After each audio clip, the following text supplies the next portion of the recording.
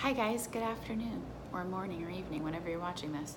I wanted to talk briefly about trust. It's been the topic of conversation all week. Um, Trust in something greater than ourselves, in us, in someone else, in God, in life. When we lose faith in the intelligence within, in love, when we lose faith in love, we start to feel extremely afraid, and we start to gravitate to this need for an immense amount of control. Because think about that, if you don't know you have a safety net, if you don't know ideas will come to you, if you don't know there's an inner wisdom in you that will guide you to the next thing that it is that you need, you go straight up into your head and you look for answers of the past, and you speed up and you scurry, and there's this frantic searching, and I know how I feel. It's like it's like this cat scratching up against a wall trying to find something to grasp onto. That's what it feels like when we put all of our faith in our mind as opposed to this divine intelligence that we are. You know, we're both divinely human. We are human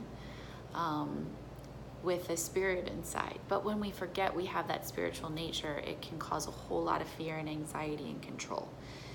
So today, see if you can just practice and experiment. That's what I like to do. Just dip your toe in the water of, what if I can relax a little bit and trust myself, and trust that if I show up to do something, there's a part of me that will show up with me.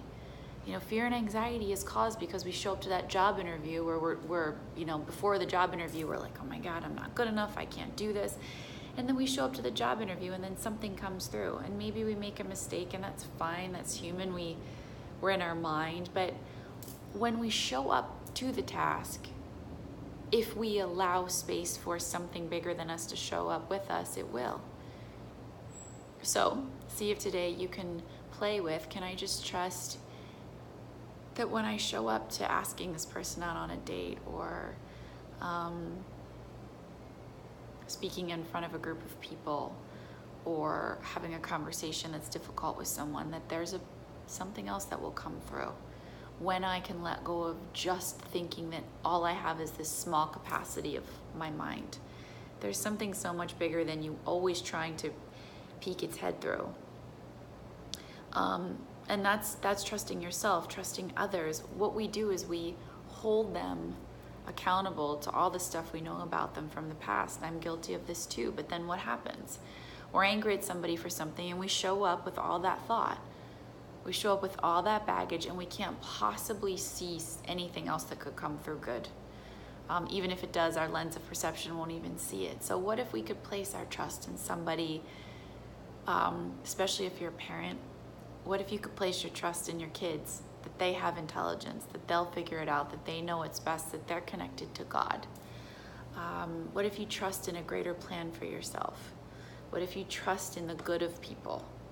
Because when we live in this illusion of the bad in people or the negative in people, then we don't give their spirit space to open up and blossom. So then we never see it. So then that cycle of, well, I can't trust this person, perpetuates.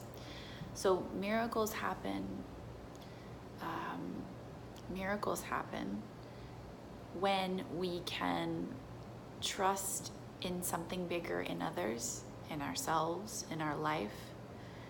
And then we're not running around scared or trying to control or freaked out all of the time. This is a new concept and a new paradigm if we grew up not being able to trust. It's just neural pathways in the brain that are firing on repeat if we feel that way. It's not who we actually are. You have a capacity for an immense amount of trust already within you. It's just learning to open up to that again. So what if, instead of needing to jump in with all your old ideas, you wait a minute? Give the universe space to give you new ideas. Give people space to show up as somebody different. Give yourself space to show up as somebody different. Wait, soften. Trust that if I let go of that visceral, that something else will come.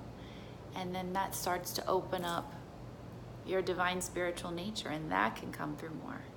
Less suffering, more peace, more opportunity. So hopefully this helps you practice. Like I have it, I don't know if you can see it, I have it written on my wrist to remind me, just what if, experiment, what if I can trust more than I think I can? Robert Holden says in his book, you got to put trust in something in Shift Happens. So why not put it in the good of the universe and in the fact that we are all one, attached and connected to this well of divine intelligence within. If you don't grow up knowing that you have that, of course you wouldn't put your trust in that. You think you're the only thing around, you got to go up in your mind and you got to, but all that anxiety is making us sick, you know? Soften, release, let go. Let's practice a little bit of trust today. Close your eyes right now and see if you can just, what would it feel like just to trust? For me, every time I remind myself of that, it softens me and calms me. So hopefully this helps, and I'll see you guys soon on the next video.